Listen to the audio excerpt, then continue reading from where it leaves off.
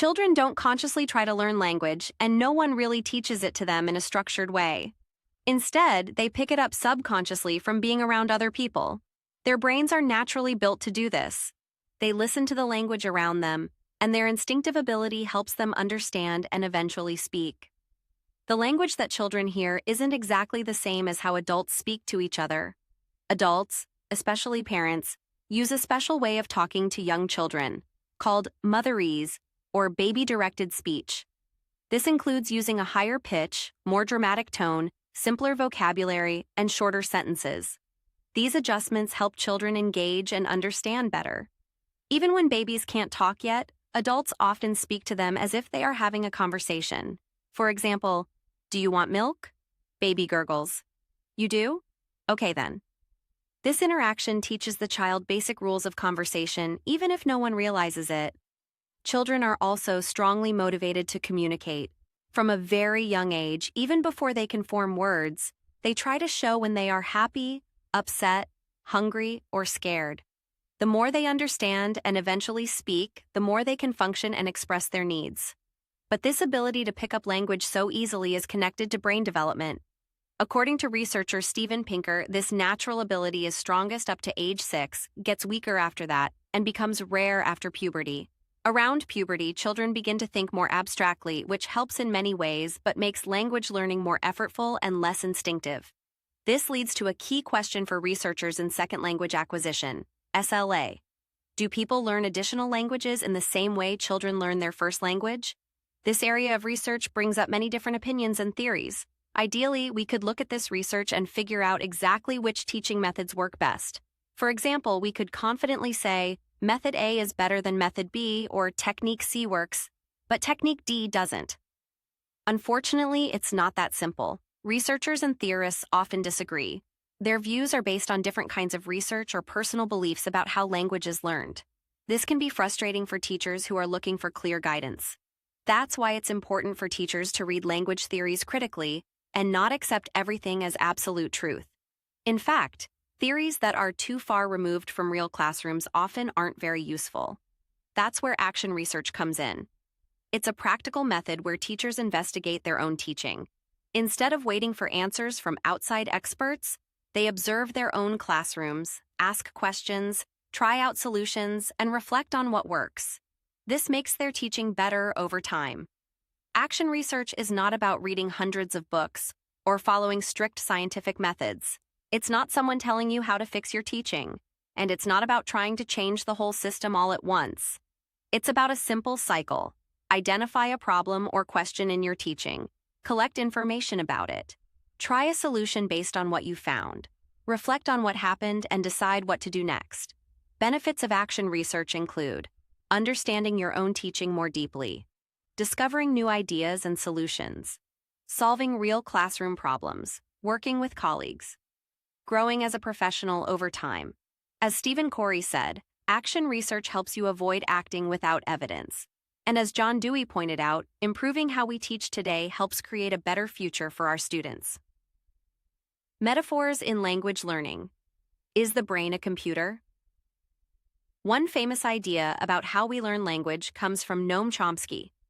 In 1959, he challenged the behaviorist view of language learning, suggested by B.F. Skinner, which claimed that we learn language purely through repetition and habit. Chomsky asked, if that's true, how are we able to say things we've never heard before? His answer? Language isn't just learned by copying what we hear. Instead, it comes from mental processes. Our brains are equipped with a built-in system that helps us learn language when we're exposed to it. This system includes something Chomsky called the language acquisition device, LAD. Basically, a kind of mental language computer we're born with. According to Chomsky, this LAD is connected to something deeper, universal grammar, UG. UG is a set of grammatical rules and principles shared by all human languages. So even though we grow up speaking different languages, our brains all come with the same basic software, UG, pre-installed. All we need is language input from people around us, and this activates the LAD, which then figures out how the language works. Its sounds, word forms, meanings, and sentence structures.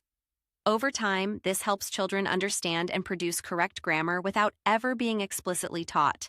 But does this model only work for children learning their first language? Or can it apply to people learning a second language too? Krashen, the power of input. In the 1980s, linguist Stephen Krashen took inspiration from this idea. He said the key to learning a language wasn't grammar drills or memorizing vocabulary lists, it was input. But not just any input. The input had to be comprehensible, meaning just understandable enough to follow, even if a little challenging.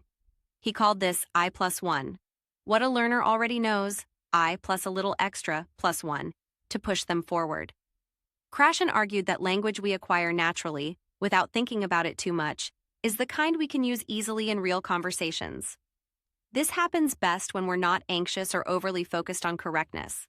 On the other hand, language we learn consciously, like grammar rules and vocabulary lists, doesn't flow as naturally. It's useful for monitoring what we say, like proofreading ourselves, but the more we monitor, the less spontaneous we become. So in Krashen's view, acquired language and learned language are completely different. To really gain fluency, students need lots of natural, roughly tuned input. Language that isn't perfectly simplified or scripted like in a textbook, but still understandable and meaningful. He also introduced the concept of the affective filter, the idea that emotions like stress or fear can block language learning. If students are relaxed and interested, the filter is low, and they absorb more language. What does this mean for language teaching?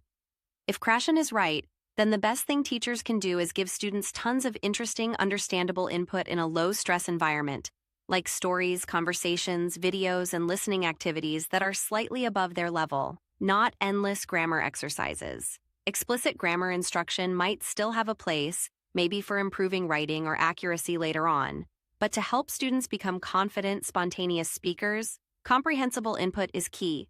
Explicit versus implicit language knowledge. How much teaching do we really need? So far, we've seen how some researchers, like Krashen, believe language can be picked up subconsciously, just through exposure.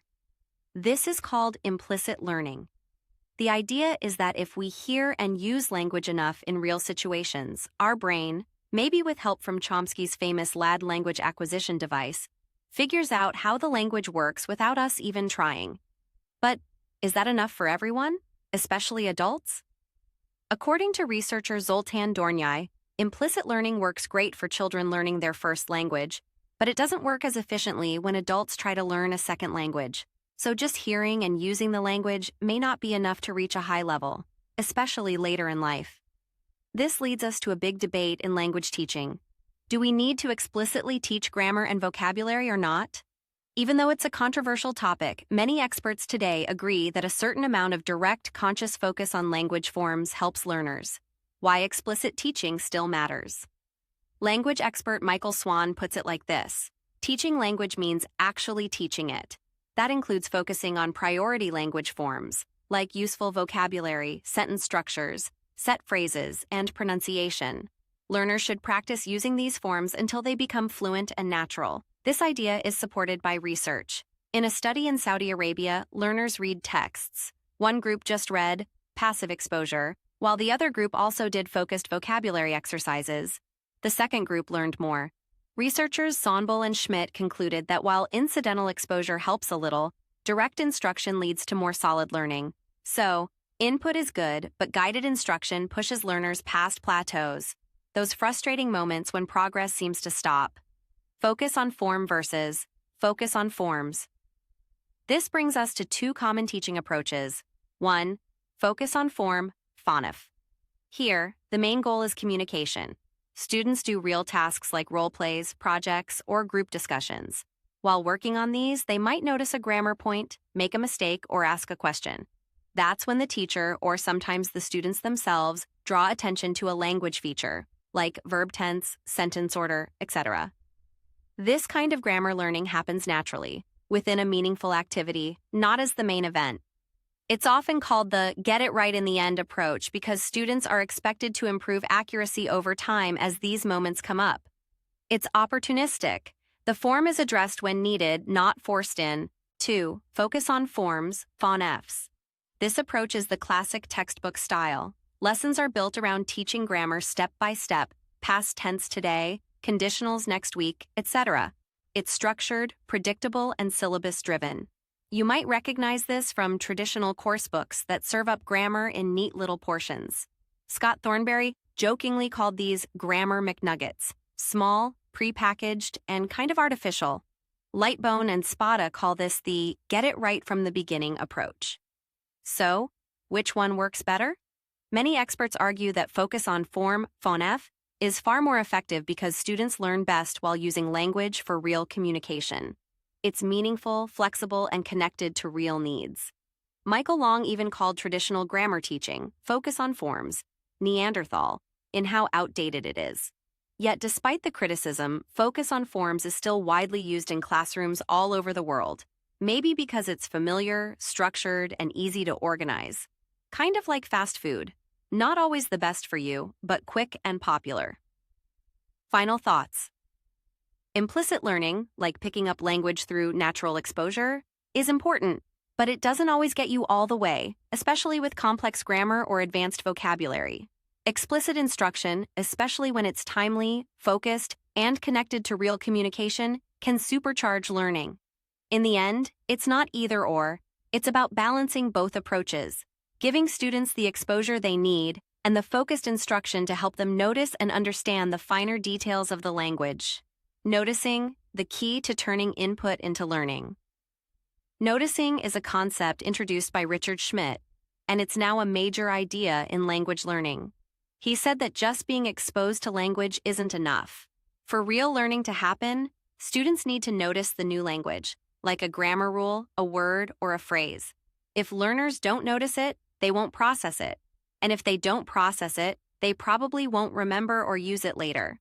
So, input becomes intake, something the brain actually absorbs, only when attention is paid to it. That's why good teachers help learners notice language, by drawing attention to patterns, correcting gently, or highlighting useful forms in texts. In short, if you don't notice it, you probably won't learn it. What makes learners notice language? According to Richard Schmidt, learners are more likely to notice a grammar rule or word if they see or hear it often, or if it stands out somehow. This can happen through teacher guidance, but also in everyday life, on billboards, in TV shows, or even in small talk at a store. For noticing to work, the language has to be salient, meaning it catches the learner's attention. As Skayan explains, noticeable forms are more likely to stick in the brain. And as Kelly adds, the timing matters too. Learners are more likely to notice and remember something when it feels personally relevant at that moment. In short, for noticing to lead to learning, the language has to stand out and come at the right time.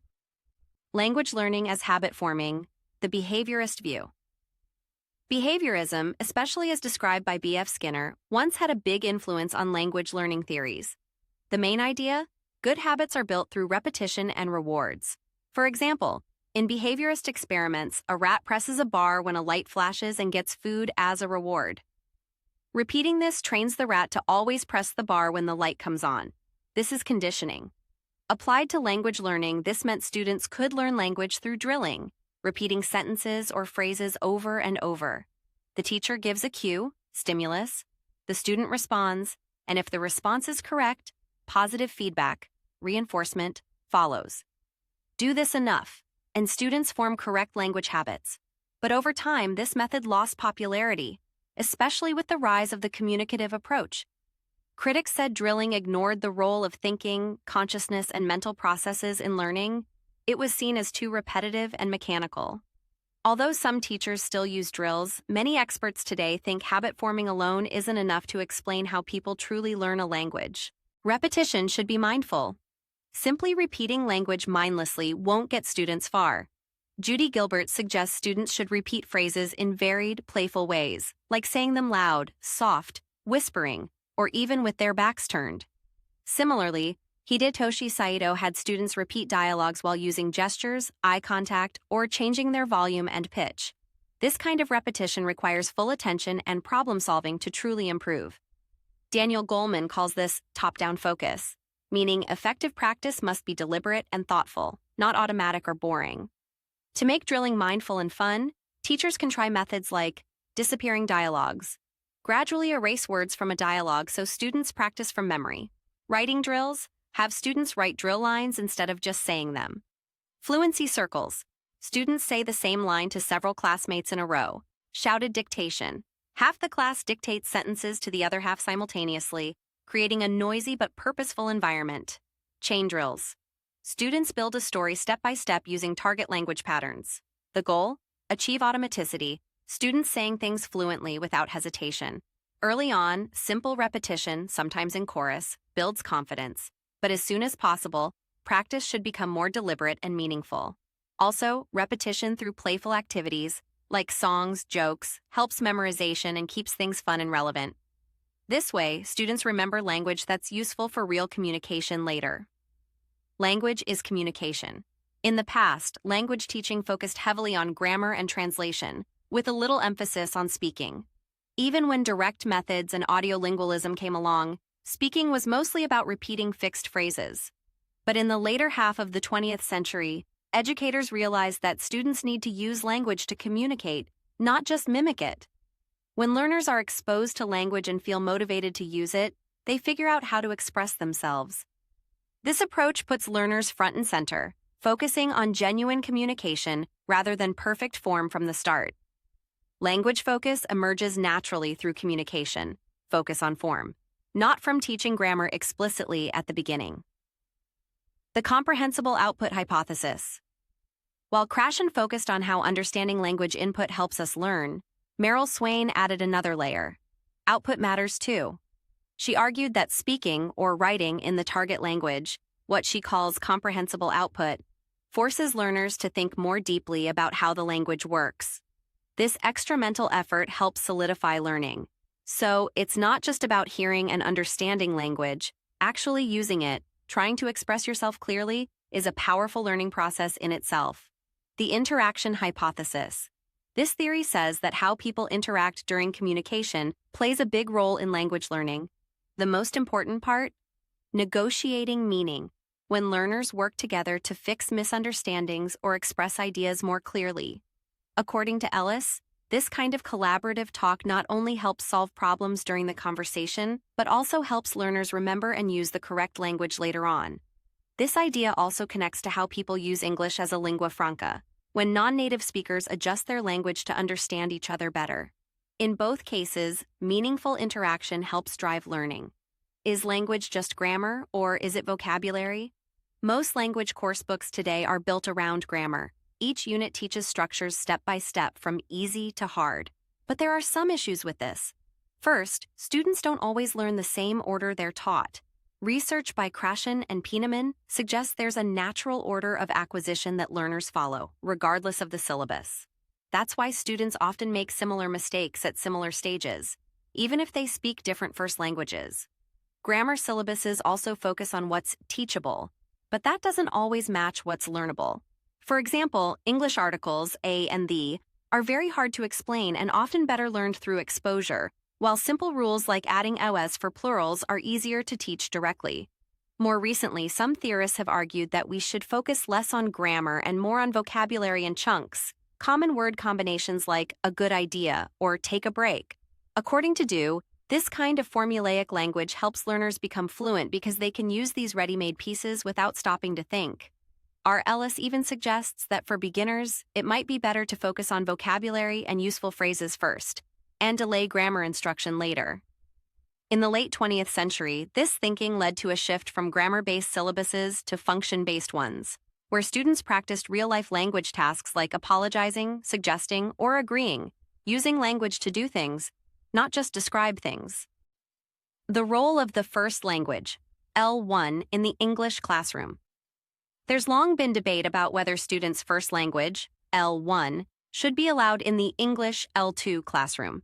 The English-only approach became popular with the direct method, which insisted on total immersion in the target language. Many still believe that using only English helps students learn faster and more effectively, and that L1 use may become a lazy shortcut. Penny Ur warns that too much L1 means less time spent hearing and using English. However, others argue that banning L1 entirely can backfire. It may make students feel frustrated and even slow down learning. As David Carlis points out, using the mother tongue can be a humanistic, learner-friendly tool if done wisely. In reality, students translate in their heads anyway, especially at lower levels. and they will often use L1 in class whether allowed or not. Philip Kerr suggests that instead of banning it, teachers should set clear guidelines for when L1 use is helpful, like for explaining grammar, dealing with classroom issues, or making comparisons between English and L1. It's more effective to guide students in how to connect their knowledge of L1 to English, rather than pretending it isn't happening. Especially for beginner students, L1 can be a lifeline, but teachers need to avoid overusing it or English exposure will suffer. What's needed? A reasonable code of conduct for when and how L1 should be used, not total avoidance but mindful use. Learning is about people. So far, we've talked a lot about how language is learned, through input, output, noticing, and so on. But as Alan Maley reminds us, language learning isn't just about methods or theories, it's about people. In this view, education is not just skill building, it's about personal growth and self-expression. In the late 20th century, several designer methods emerged that focused on the human side of learning. These methods emphasized things like emotions and feelings, friendship and cooperation, creativity and individuality. As Heidi Burns puts it, what made these methods humanistic was how much they cared about learners as people, not just as students. This thinking affects how teachers build rapport, how they give feedback, what topics they choose for class, and how much personal sharing they invite from students. When teachers pay attention to emotions, they help students feel safe, motivated, and engaged. And it's not just about being nice. Research shows that when students feel emotionally connected and positive, they actually remember better and learn more effectively. In short, how people feel in the classroom matters just as much as what they learn.